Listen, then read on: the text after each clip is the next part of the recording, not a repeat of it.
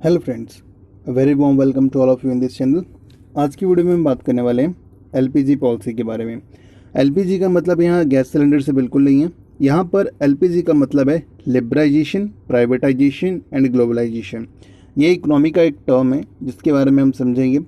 तो चलिए स्टार्ट करते हैं। सबसे पहले हम बात करते हैं 3 टाइप्स ऑफ इकोनॉमी की। जो इकोनॉमिक्स है वो हमारा 3 टाइप्स में हम करते हैं। पहला जो हमारा है सोशलिस्ट, दूसरा हमारा जो है वो कैपिटलिस्ट, और जो तीसरा है हमारे पास वो है मिक्स्ड। तो सबसे पहले हम बात करते हैं सोशलिस्ट इकोनॉमी। कोई भी ऐसी इकोनॉमी जिसमें हम गवर्नमेंट का इन्वॉल्वमेंट होता है, सरकार का दबाव होता है, उसको हम बोलते हैं सोशलिस्ट। कैपिटलिस्ट में प्राइवेट का इन्फ्लेशन होता है, और जो मिक्स्ड होता है उसके अंदर दोनों का मिक्सिंग में होता है। अगर हम बात करें सोशलिस्ट, इसका जो मेन ऑब्जेक्टिव होता है वो पब्लिक वेलफेयर होता है, यानी पब्लिक के लिए बनाया जाता है, सरकार द्वारा चलाया जाता है। जो कैपिटलिस्ट होता है उसका मेन ऑब्जेक्टिव होता है प्रॉफिट मेकिंग, प्रॉफिट कमाना। और जो मिक्स होता है उसके अंदर दोनों मिक्सचर फीचर पाए जाते हैं। हम बात करते हैं सोशलिस्ट यानी समाजवादी। इसके अंदर जो मेन फीचर होता है वो प्राइस रिस्ट्रिक्शन होता है, और जो कैपिटलिस्ट इकोनॉमी है इसके अंदर मेन फीचर प्राइस मैकेनिज्म में होता है, और मिक्स के अंदर दोनों चीज़ें होती हैं।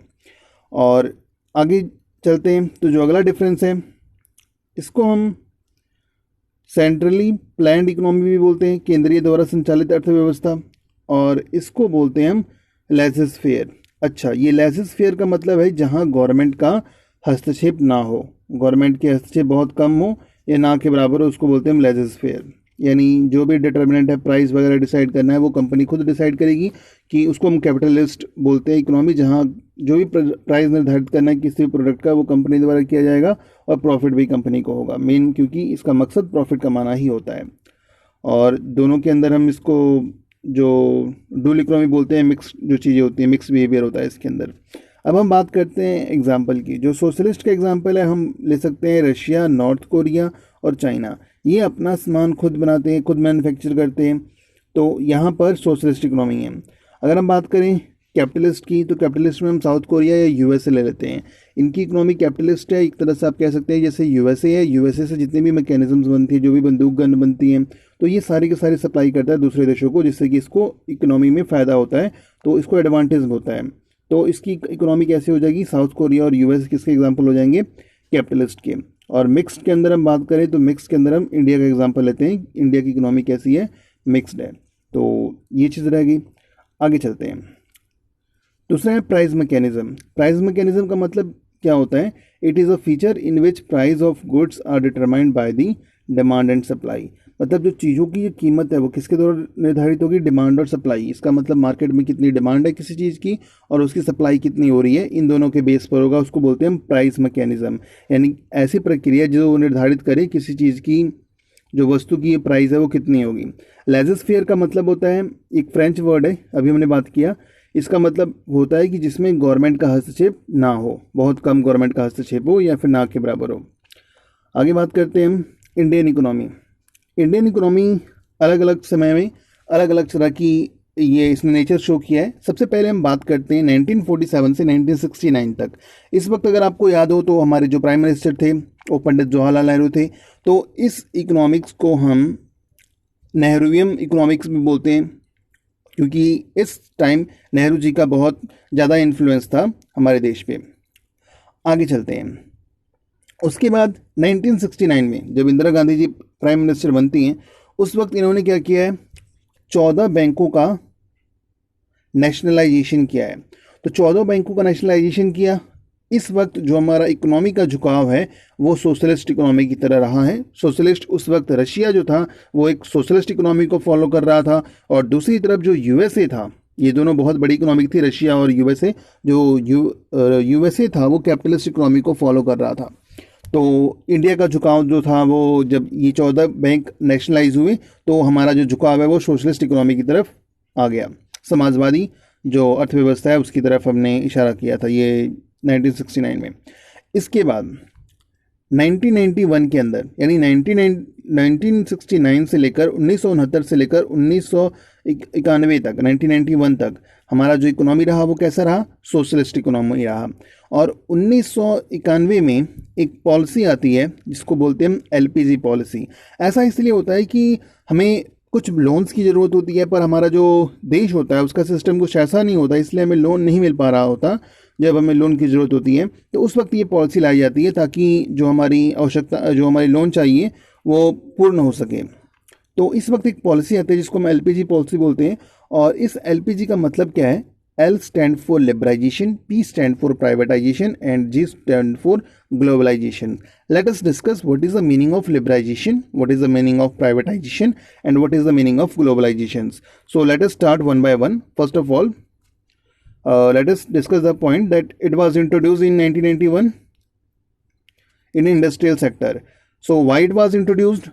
वी ऑलरेडी क्लियर दैट उस वक्त इकोनॉमी की हालत कुछ ठीक नहीं चल रही थी, जिसके कारण इसको हमें इंट्रोड्यूस करना पड़ा। हमें कुछ लोन चाहिए थी, पर वर्ल्ड बैंक का ये कहना था उस वक्त कि हमारी जो इकोनॉमी है उसके स्ट्रक्चर कुछ ऐसा नहीं है जिसके कारण वो हम लोन चुका सकेगा इंडिया।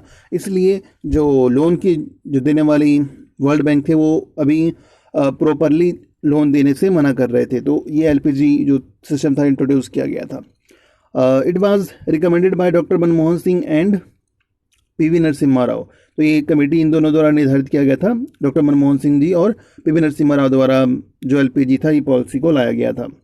आगे बात करते हैं लिबराइजेशन की, और प्राइवेटाइजेशन और ग्लोबलाइजेशन का डेफिनेशन कर लेते हैं। सबसे पहले हम बात करते हैं लिबराइजेशन का मतलब। लिबराइजेशन का मतलब होता है it refer to a removal of restrictions which were imposed on industry before 1991। 1991 से पहले गवर्नमेंट ने इंडस्ट्री पे कई तरह की रिस्ट्रिक्शन लगा रखी थी।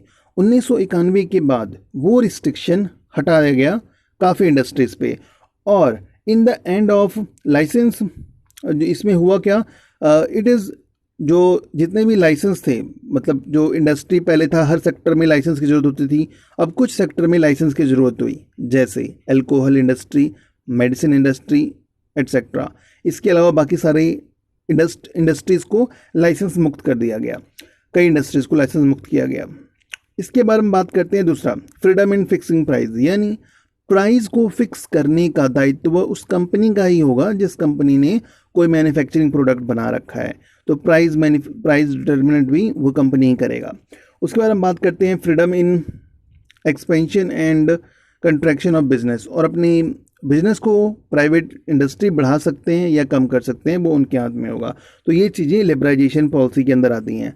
उसके बाद आप बात करते हैं प्राइवेटाइजेशन की। प्राइवेटाइजेशन का मतलब होता है कि किसी भी जो चीज़ है, गवर्नमेंट की जो सेक्टर्स हैं, वो जब गवर्नमेंट अपने कुछ बिल्डिंग्स को बेच देती है और प्राइवेट के हाथ कर देती है, इसको बोलते हैं प्राइवेटाइजेशन, यानी डिसइन्वेस्टमेंट इन पब्लिक सेक्टर। मतलब कुछ प्रॉपर्टीज़ को गवर्नमेंट द्वारा, जो गवर्नमेंट की प्रॉपर्टी है वो बेच दिया जाना किसको, प्राइवेट कंपनी को या प्राइवेट ऑनर्स को, तो वो हम बोलते हैं उसको प्राइवेटाइजेशन। तो प्राइवेटाइजेशन शुरू किया गया, निजी क्षेत्रों को एकाधिकार देने का काम शुरू किया गया। उसके बाद हम प्रमोशन ऑफ BIFR कमेटी। अब BIFR कमेटी का मतलब क्या हुआ है? Board industrial and financial reconstruction. ये पैसों की जो रिकंस्ट्रक्शन के लिए, पैसों के बनाने के लिए ये ऑर्गेनाइजेशन शुरू किया गया। उसके बाद इस्टेब्लिशमेंट कब होती है इसकी, BIFR की 1987 में होती है, जो कि रजिस्टर्ड है अंडर SICS, जो जिसका मतलब क्या होता है, सिख इंडस्ट्रियल कंपनीज एक्ट। यानी कुल मिलाकर हम समझ सकते हैं जो प्राइवेटाइजेशन है ये एक ऐसी सिचुएशन है जब अपनी गवर्नमेंट कोई अपनी प्रॉपर्टी को प्राइवेट सेक्टर को बेच रहा है जिसमें कि उसको प्रॉफिट होगा, और प्राइवेट सेक्टर उसको उसके बदले उसको कुछ जो भी पैसे हैं और उसको प्रोवाइड करेंगे, तो इसको हम प्राइवेटाइजेशन बोलते हैं। आगे चलते हैं ग्लोबलाइजेशन पे। ग्लोबलाइजेशन नाम से ही क्लियर है। ग्लोबलाइजेशन में एक ऐसा सिचुएशन होता है, ग्लोबलाइजेशन को मतलब होता है व्यापार को अपने पूरे और भी जगह और भी देशों में बढ़ाना। जब हम अपने व्यापार सिर्फ इंडिया में ना रहकर और भी देशों में करते हैं तो उसको बोला जाता है ग्लोबलाइजेशन। फॉर एग्जांपल, मान लीजिए कोई भी कार की कंपनी है जो इंडिया में कार बना रहा है, अगर ये कार बाहर जाना शुरू हुआ तो इसको बोलते हैं हम ग्लोबलाइजेशन। अगर किसी और कंट्री में भी ये कार बेचा गया तो इसको कहा जाता है ग्लोबलाइजेशन। अब ये जो ग्लोबलाइजेशन है उसके 2 पॉइंट्स आपको याद रखने हैं। पहला है reduction in export and import duties. जब ये ग्लोबलाइजेशन करने के लिए जो एक्सपोर्ट और इंपोर्ट ड्यूटीज़ हैं, मतलब जो कर लगते हैं किसी वस्तु को बाहर भेजने में या फिर वहाँ से आयात या निर्यात करने में, इनको रेट को कम कर दिया गया ताकि आसानी से जो कंपनीज़ हैं वो यहाँ से अपना जो माल है वो बाहर बेच सकें और बाहर की कंपनियाँ यहाँ पर हम उनके माल को ख़रीद सकें। दूसरा चीज़ ये किया गया इसके अंदर, प्रमोशन ऑफ फॉरेन इन्वेस्टमेंट। जो कंपनी फ़ॉरेन में इन्वेस्टमेंट करना चाहते हैं वो चीज़ें कर सकते हैं, फॉरेन इन्वेस्टमेंट को बढ़ावा दिया गया। इसके अलावा टूरिज़्म को बढ़ावा दिया गया। तो ये हो गया हमारा ग्लोबलाइजेशन का कंसेप्ट।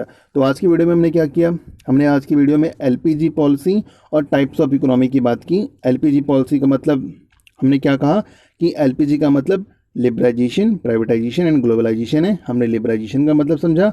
हमने जाना कि लिबराइजेशन एक ऐसा सिचुएशन है जब गवर्नमेंट जो है वो इंडस्ट्रीज़ को, प्राइवेट इंडस्ट्री को छूट देना शुरू करता है, और प्राइवेटाइजेशन जब प्राइवेट्स के हाथ में मोनोपोली ज़्यादा हो जाती है, और ग्लोबलाइजेशन जब वो अपने बिजनेस को ग्लोबल तक लेकर जाते हैं। इसके अलावा हमने टाइप्स ऑफ इकोनॉमी की बात किया, सोशलिस्ट, कैपिटलिस्ट और मिक्स्ड इकोनॉमी की बात की। I hope you like the video. If you like the video, kindly press the like button and don't forget to subscribe this channel.